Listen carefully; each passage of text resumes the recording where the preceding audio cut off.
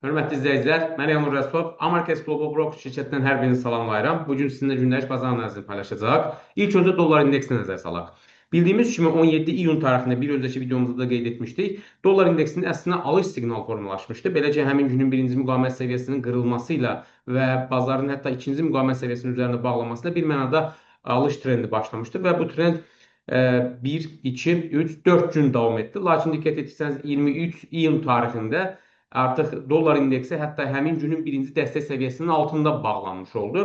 Baxmayaraq ki, üçüncü müqavimət səviyyəsini test etdi, lakin satıcılar bazara daxil oldu və dollar indeksini hətta birinci dəstək səviyyəsinin altında bağlamış oldular və bu da bir mənada dollar indeksinin artıq satış siqnalının formalaşdığını göstərirdi və növbəti gün də diqqət etsəniz dollar indeksi aşağı yönlü korreksiya ilə davam etmiş oldu. Gün ərzində də hörmətli izləyicilər, bu günün birinci müqavimət səviyyəsi olan 97.792 səviyyəsini qırıb onun üzərində bağlanmazsa, biz hələlik dollar indeksində aşağı yönlü enişin davam edəcəyini proqnoz edə bilərik. Xüsusilə bu günlər eyni zamanda Amerikadan ev satışları ilə bağlı məlumatlar açıqlanacaq. Hansı ki, bu iqtisadiyyatın nə dərəcədə sağlam olduğunu göstərən bir faktordur və 639 min yeni evin satışı proqnoz edilir. Əlavə olaraq, hörmətli izləyicilər, bugün Federal Ehtiyatların rəhbəri Jeremy Powell eyni zamanda iqtisadi komitədə hesabat verəcək və bir mənada hal-hazırki monetar siyasət və iqtisadiyyatın ümumi vəziyyəti ilə bağlı açıqlamalar verəcək ki, bu da bazarda volatilliyi artıra bilər.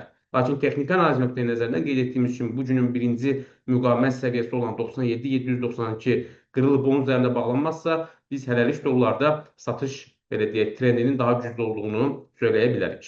Hörmətli izləyicilər, bir digər maliyyətimiz avro-dollar valyuta cütlüyüdür. Avro-dollarda rekord səviyyədə bahalaşmaqda davam edir və diqqət etirsəniz, avro-dollar əslində 23 iyun tarixində alış siqnalı formalaşmışdı. Belə ki, həmin günün birinci dəstək müqavimət səviyyəsi qırıldı və hətta ikinci müqavimət səviyyəsinin üzərində bağlanmış oldu qiymət diqqət etirsəniz və avro-dollar həmin tarixdən etibarən hələlik yüksələn trendə davam edir. Və bu gün ərzində bu günün birinci dəstək səviyyəsi olan 1.15 748 səviyyəsi qırılıb. Onun altına bağlanmazsa, biz hələlik avro-dollarda yüksəlişin davam edəcəyini proqnoz edə bilərik. Hörmətli izləyicilər, bir digər maliyyətimiz GBP-USD valyuta cütlüyüdür.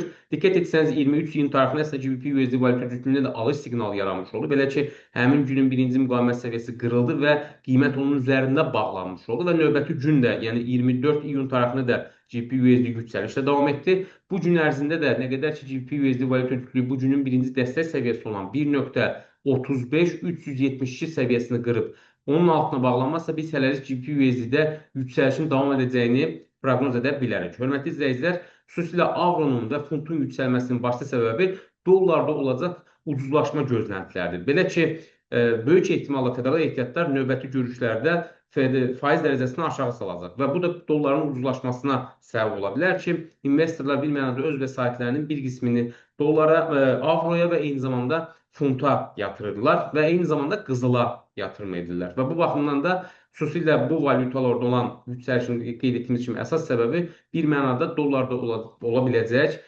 ucuzlaşma gözləntisidir. Hörmətli izləyicilər, bir digər maliyyətimiz qızıldır. Diqqət etirsəniz, 16 iyun tarixində əslində bizim sistemimiz qızılda satış siqnalı vermişdi və bir öncəki videomuzda da bunu qeyd etmişdik və həmin tarixdən etibarən artıq 1, 2, 3, 4, 5, 6, 7-ci gündür ki, qızılda satış trendi bir mənada davam edir, hörmətli izləyicilər.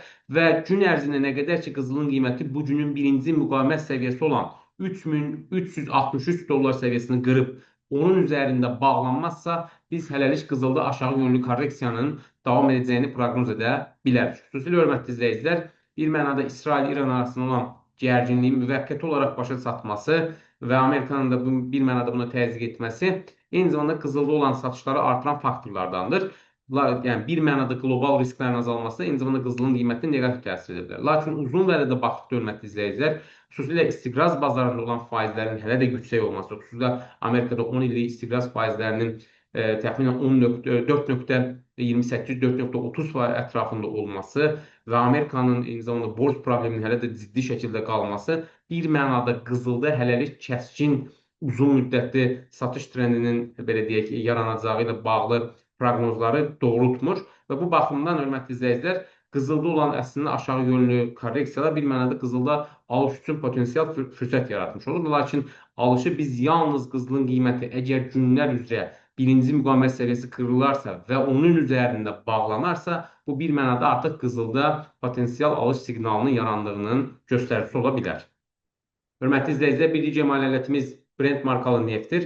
Neftdə də 6 iyun tarixindən etibarən başlayan yüksəliş trendi bir mənada dünən 23 iyun tarixində başa çatmış oldu və diqqət etirsəniz, neftin qiyməti 23 iyunda kəskin enişlə bir mənada müşahidə olundu və hətta neftin qiyməti 3-cü dəstək səviyyəsinin altında bağlanmış oldu, hörmətli izləyicilər. Təbii bunun başlıca səbəbi İsrail-İran arasında olan müharibənin bir mənada müvəqqəti olaraq başa çatması oldu ki, bu da həmin Orta Şərqdə riskləri azaltmış oldu. Eyni zamanda Hörmüz boğazında olan riskləri azaltmış oldu ki, bu da neftə satışları gücləndirmiş oldu. Əgər gün ərzində neftin qiyməti bu günün birinci müqavimət səviyyəsi olan 69 dollar səviyyəsini qırıb onun üzərində bağlanmazsa, biz neftin qiymətində yenidən aşağı yönlü korreksiyanın davam edəcəyini proqnoz edə bilərik. Hörmətli izləyicilər, bir digər maliyyətimiz S&P 500 indeksidir. S&P 500 indeksi ümumiyyətlə Amerikan fond indeksinə də baxsaq, 23 iyun tarixində S&P 500 indeksinə alış siqnalı formalaşmış oldu. Belə ki, S&P 500 indeksi həmin günün birinci müqavimət səviyyəsini qırdı və onun üzərində bağlanmış oldu və diqqət etsəniz, həmin tarixdən etibarən Amerikan səhəm bazarında yüksəliş davam edir. Bu gün ərzində nə qədər ki, bu günün birinci müqavimət dəstək səviyyəsi olan 6095 dollar səviyyəsi qırılıb, onun altına bağlanmazsa, biz S&P 500 indeksində yüksəlişin davam edəcəyini proqnoz edə bilərik. Hörmətli izləyicilər, gün ərzində sizə çatdıracağımız xəbərlər bu qədər. Sizə uğurlu ticarət arzulayırıq. Sağ olun.